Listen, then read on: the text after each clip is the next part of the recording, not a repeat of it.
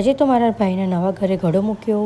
અત્યારે હું મારી સિસ્ટરના ઘરે છું અને આજે મારા ભાઈના નવા ઘરે ઘડો મૂકવાનું છે, એટલે બધી જ સામગ્રી લઈને બેગ તૈયાર કરી લીધી, ઘડો લઈ લીધો અને પછી બધા રેડી થવા લાગ્યા। હું રેડી થઈ ગઈ અને ઘરમાં બધા જ રેડી થઈ ગયા।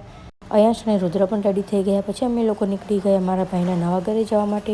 ત્યાં પહોંચીને પહેલાં તો ઘડો મૂકવાની વિધિ ચાલુ કરી। ઘઉં અને મગનું ઢગલી કરીને સર્કલ બનાવી લીધું, ઉમરા પર સ્વસ્તિક કરી લીધા અને પછી ગળાની નરાસરી બાંધી દીધી, શ્રીફળની નરાસરી બાંધી દીધી, પછી ગળાને કંકુના ચાંદલા કરી લીધા, શ્રીફળને કંકુના ચાંદલા કરી લીધા।